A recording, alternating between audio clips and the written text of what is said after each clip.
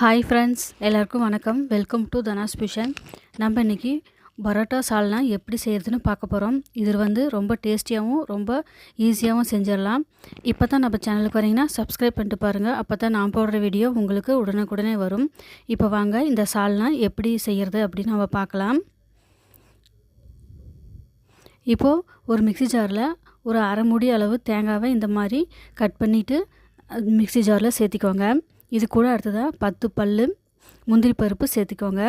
இது கூட கசகசா 2 டேபிள் ஸ்பூன் அளவுக்கு சேர்த்திக்கோங்க. இப்படி முந்திரி பருப்பும் கசகசாவும் சேர்த்து செய்கிறப்போ டேஸ்ட் ரொம்ப நல்லாயிருக்கும். கிரேவி நல்லா திக்காக இருக்கும். அதுக்காக தான் சேர்த்துறது. தண்ணி கொஞ்சமாக விட்டு இந்த மாதிரி நல்லா பேஸ்ட்டாக அரைச்சிக்கோங்க. இப்போ மறுபடியும் இன்னும் கொஞ்சம் தண்ணி விட்டுட்டு நல்லா அரைச்சிட்டு எடுத்துகிட்டு வந்துடலாம். இன்னும் நல்லா தேங்காய் பால் அதிகமாக நல்லா விட்டு வரும். அப்போ நல்லா டேஸ்ட்டாக இருக்கும் குழம்புக்கு.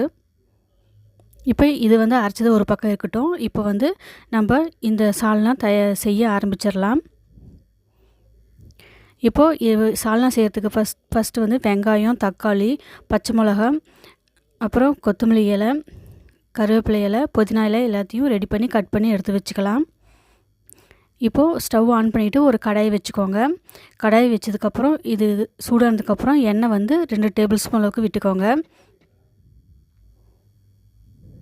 இப்போ இந்த எண்ணெய் நல்லா சூடானதுக்கப்புறமா பட்டை 1 இன்ச் அளவுக்கு சேர்த்திக்கோங்க. லவங்கம் 4, அப்புறம் ஏலக்காய், பச்சை ஏலக்காய் ஒரு 3 சேர்த்திக்கோங்க. சேர்த்திட்டு இது கொஞ்சம் நல்லா செவந்து வரட்டும். இது கூட அடுத்ததாக 2 டேபிள் ஸ்பூன் அளவுக்கு சோம்பு சேர்த்திக்கோங்க. இதுவும் சேர்ந்து நல்லா பொரிஞ்சு செவந்து வரட்டும். இப்போ இது நல்லா பொரிஞ்சு வந்துருச்சு. இப்போ நம்ம நறுக்கி வச்சுருக்கிற பெரிய வெங்காயம் 2 மீடியம் சைஸ் நறுக்கியது சேர்த்துக்கோங்க. சேர்த்துட்டு இதை நல்லா கலந்து கொடுத்துக்கோங்க. இது நல்லா வதங்கி வரணும். கலர் நல்லா ப்ரௌன் கலராக சேஞ்ச் ஆகி வரணும். அந்த அளவுக்கு வதங்கி இந்த வெங்காயம் வதங்கி வர அளவுக்கு வேக வச்சு நம்ம எடுத்துக்கலாம். இப்போ பாருங்கள், நல்லா வெந்து வந்துருச்சு. கலர் நல்லா சேஞ்ச் ஆயிடுச்சு. இப்போ இது கூட கருவேப்பிலை இலை ஒரு கொத்து, பச்சை மிளகாய் காரத்துக்கு ஒரு 4 சேர்த்திக்கோங்க. இது கூட அடுத்ததாக தக்காளி 2 மீடியம் சைஸ் அளவுக்கு கட் பண்ணிட்டு சேர்த்திக்கோங்க. இப்போ இந்த வெங்காயம் தக்காளியும் நல்லா சேர்ந்து நல்லா வதங்கி வரணும். வெங்காயம் நல்லா வதங்கிருச்சு. தக்காளி நல்லா வதங்கி நல்லா பேஸ்ட் பதத்துக்கு வரணும். அதனால் இதுக்கு உப்பு 1/2 டேபிள் ஸ்பூன் அளவுக்கு சேர்த்திக்கோங்க. சட்டுன்னு வதங்கி வந்துடும். இப்போ இது எல்லாத்தையும் நல்லா கலந்து விட்டுருங்க. இது நல்லா வதங்கி வரட்டும். இப்போ பாருங்கள், நல்லா வதங்கி வந்துருச்சு தக்காளி. இப்போ இது கூட நம்ம சுத்தம் பண்ணி வச்சுருக்கிற புதினா இலை ஒரு கைப்பிடி அளவுக்கு சேர்த்திக்கோங்க. கொத்தமல்லி இலையும் கொஞ்சம் சேர்த்திக்கோங்க. சேர்த்துட்டு இது நல்லா கலந்து விட்டுருங்க. இப்போ அடுத்ததாக இது கூட இஞ்சி பூண்டு பேஸ்ட்டு 1 டேபிள் ஸ்பூன் அளவுக்கு சேர்த்திக்கோங்க. சேர்த்துட்டு இதையும் 1 நிமிஷம் நல்லா கலந்து விடுங்க. இதோட பச்சை வாடை போகட்டும். இப்போ இது கூட அடுத்ததாக மசாலையெல்லாம் நம்ம ஆட் பண்ணிடலாம். இப்போது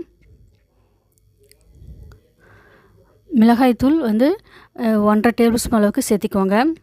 மஞ்சத்தூள் 1/4 டீஸ்பூனுக்கும் கம்மியாக சேர்த்திக்கோங்க. அடுத்ததாக மல்லித்தூள் 2/2 டேபிள் ஸ்பூன் அளவுக்கு சேர்த்திக்கோங்க. உங்கள் காரத்தை தகுந்த மாதிரி பார்த்து சேர்த்திக்கோங்க. இது கூட அடுத்ததாக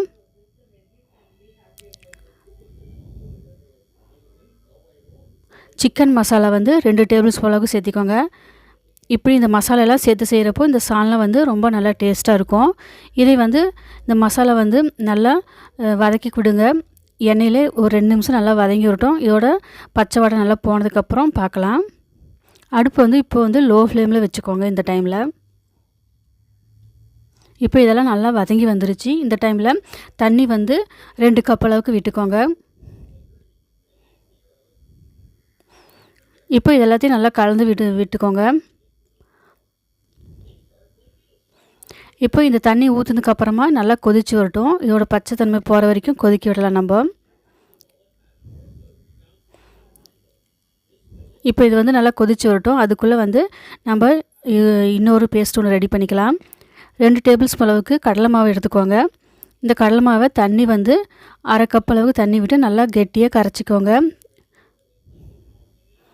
இப்போது நல்லா கொதிச்சு வந்துருச்சு. இந்த டைமில் நம்ம கரைச்சி வச்சுருக்கிற கடலை மாவை இது கூட ஊற்றிக்கோங்க. ஊற்றிட்டு இப்போ இது கூட 2 கப் அளவுக்கு தண்ணி விட்டு நல்லா கலந்து விட்டுக்கோங்க.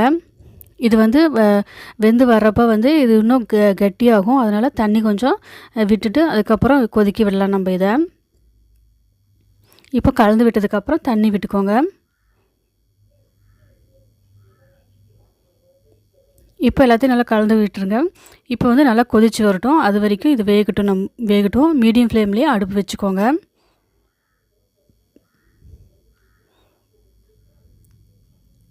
இப்போ பாருங்கள் நல்லா கொதித்து வந்துருச்சு.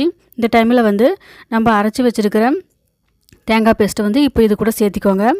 இந்த டைமில் வந்து தண்ணி வந்து நம்ம எந்த அளவுக்கு சால்னா வைக்க போகிறோமோ அந்த அளவுக்கு தண்ணி வந்து சேர்த்திக்கோங்க. நான் வந்து 3 கப் அளவுக்கு சேர்த்திக்கிறேன். ஏன்னா நல்லா கொதித்து வரணும். அதனால் கொதித்து வர்றப்போ நல்லா கெட்டியாயிரும். ஏன்னா நம்ம கசகசா முந்திரி பருப்பு கடலை மாவெல்லாம் சேர்த்திருக்கனால இன்னும் கெட்டியாகும். அதனால் தண்ணி வந்து நல்லா அட்ஜஸ்ட் பண்ணி சேர்த்திக்கோங்க. சேர்த்திட்டு இதுக்கு வந்து உப்பு வந்து 1 டேபிள் ஸ்பூன் அளவுக்கு சேர்த்திக்கோங்க. சேர்த்திட்டு உப்பெல்லாம் பார்த்துட்டு நல்லா செக் பண்ணிக்கோங்க.